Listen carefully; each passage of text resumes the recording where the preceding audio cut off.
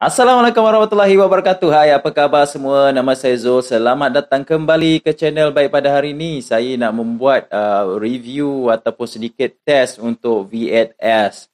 Okey, seperti anda dah tahu sebelum ni, pada yang follow, subscribe channel saya, pada video lepas saya buat pasal video unboxing V8S yang menggantikan saya punya V8 sound card. Okey, bagaimanakah bentuk dia? Inilah saya tunjuk dulu saya punya V8. Ini adalah saya punya V8 yang lama lah. Ni macam ni bentuk V8 dia. Okey. Dan saya sekarang ni, okey, saya nak pegang dia. Oh, langgar mic pula. Okey, saya pegang saya punya ni V8S. Dan ni adalah V8. Nampak tak perbezaan dari segi saiz? Beza. Okey, V8S lebih besar lah. Okay, lebih besar daripada V8 orang kata V8 sound card saya lama lah. Dan sekarang ni lah dia hasil audio quality yang korang boleh dapat daripada ni. Actually dia terlalu banyak sangat features dia sebenarnya tau, lagi berbanding ni. Okay, sekejap. Saya nak make sure saya punya mic tak tercabut bila saya pakai ni. Okay, so kita pergi dekat ni sekejap. Okay, saya tunjuk sini. Okay, untuk information saya gunakan mic BYMM1. Boya, jenama Boya BYMM1. Jadi saya nak tunjuk jap. Okay, sebabkan dia punya, saya perasan bezanya dengan V8 adalah dia punya gain agak lebih tinggi.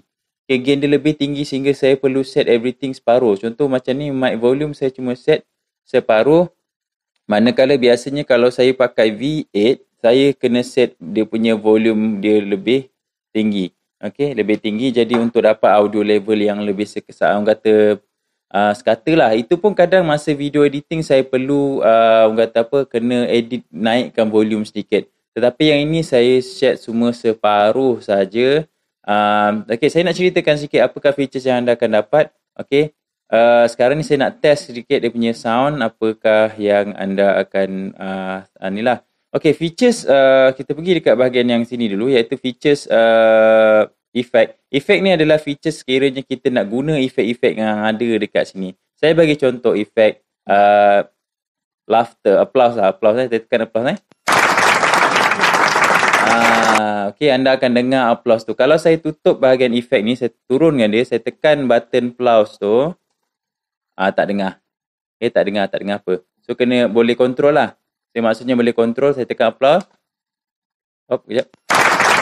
Okay. So, dia akan masuk dalam recording kita lah. And then, itu bagi applause. Okay, kalau tone sandi tone ni. Okay, ni tone sandi. Kalau pergi kat sini, dia tulis tone sandi. Saya mula-mula pelik je apa maksud tone sandi ni. Bila kita naikkan, sekarang saya tengah bercakap, dia akan keluar suara berubah macam ni, tak? Okay, dia akan suara berubah. Jadi, maksudnya dia akan ubah tone suara tu kepada tone-tone yang tertentu. Jadi kita maybe nak call, nak prank somebody kan, nak prank. Okay, hello, assalamualaikum, apa khabar, siapa tu? Okay, semua kita nak buat sound effect untuk sesuatu projek dan sebagainya. So tak ada masalah lah dari segi tu. Okay, kemudian yang ini adalah monitor. Okay, ni monitor untuk, tu sebab video ni saya pakai headphone. Untuk saya monitor, dia dengar suara kita secara live. Jadi kita dapat tahu level suara dan sebagainya lah. Okay, bahagian atas dia ada level monitor. Okay, kalau perasan kat sini, dia akan menyala ikut pada kekuatan suara. Saya sarankan jangan sampai telak merah lah. Maknanya sampai merah kat sini. Okay, merah maksudnya dah maybe akan picking dan sebagainya lah. Jadi, make sure kena set in between. So cakap jangan terlalu kuat ataupun mic jangan terlalu dekat sangat. Just nice macam sekarang saya set lebih kurang 1 jengkal saja daripada mic ni. So suara dia agak balance lah. Okay. And then apakah maksud tape? Okay, tape ni sebenarnya dekat sini jap saya tunjuk okay, tape ni.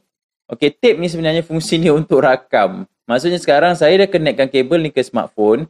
Saya connectkan kabel ni ke smartphone. Jadi secara tak langsung, kalau saya pulas tape ni ke kosong.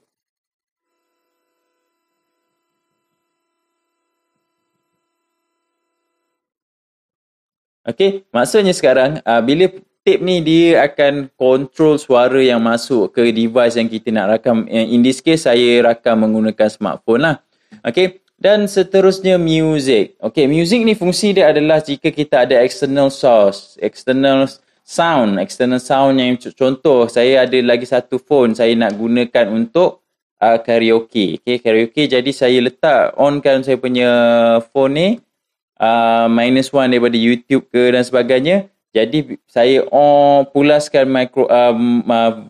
music ni selaras yang baik, yang kata yang secukupnya untuk karaoke lah. Okey, itu kalau kata kita tak pakai just untuk guna vokal, saya akan off kan. Dan dia ada dipanggil reverb volume. Okey, kat sini kita control boleh jadi macam karaoke. Okey, macam ni karaoke. Jika begini mencari-cari sebuah cinta hilang. Contoh. Okey, itu contoh kalau kata kita nak berkaraoke direct guna benda ni tau. Okey. Seterusnya apakah dia? Okey, dia ada efek macam yang bahagian merah ni dia akan efek kepada suara kita kalau kita bercakap. Saya mulakan dengan electric. Okey, electroacoustic mode. Electroacoustic mode dia banyak. Kalau kita tekan, makin tekan makin dia punya efek akan orang kata bertambah-tambah lah macam tu. Dan kalau kata kita nak off kan, kita tekan lama sikit. Dia bagi tahulah maknanya kita tu. Okey, voice change. Kita tekan voice change kat sini, voice change. Hello, voice change. Okey. Mikit ke apa dah? Ni male. Macam ni lah suara dia. Ni budak punya suara. Ni budak punya suara lah. Okay, ni dia punya mode dia change voice. Okay, change voice kat sini. Tu change voice Okay, sini. So maksudnya dia akan tukar. As usual, tekan lama. Dia akan jadi kalau kita nak off satu efek tu kita tekan lama. Okay, mute ni dia ada satu button mute. Mula-mula tadi saya test ingatkan mute ni macam noise reduction ke something like that. Rupanya tak. Okay, mute ni kalau kata kita ada phone kedua yang macam -1 yang kita guna tu, kita tekan mute, dia akan mutekan that one. Tapi dia tak akan mutekan mic utama kita yang macam saya tengah bercakap sekarang ni lah. Okey, seterusnya kita ada profession. Okey, profession ni sebenarnya professional. Dia tulis kat sini profession. Sekejap, nampak tak? Okey, dia tulis profession ni kan. Sebenarnya professional singer. Dia jadi macam sama macam echo tadi tau. Okey, dia sama macam echo tadi. Tuai padi antara masa, esok jangan layu-layuan. Okay, so dia punya itu macam professional. Okay, tekan balik dia akan jadi kepada original. Dan dia ada lagi satu sync. Actually banyak efek dia, banyak overlap lah. Kita tekan sync. Dia bagi lebih, echo tu lebih sikit. Dalam macam dalam gua kan. Macam gua. So bila kita nak nyanyi ikut kesesuaian lah. Saya suka echo tetapi tidak terlalu kuat sangat. Kita off, tekan lama sikit.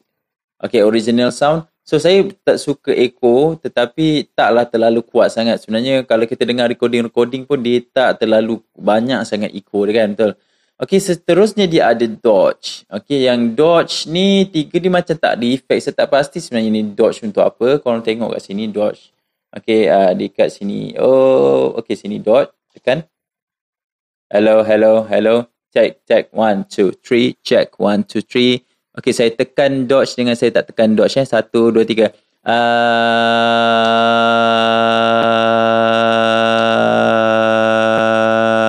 So, testing. Okey, ni saya tekan. Tekan dodge, saya tak tekan.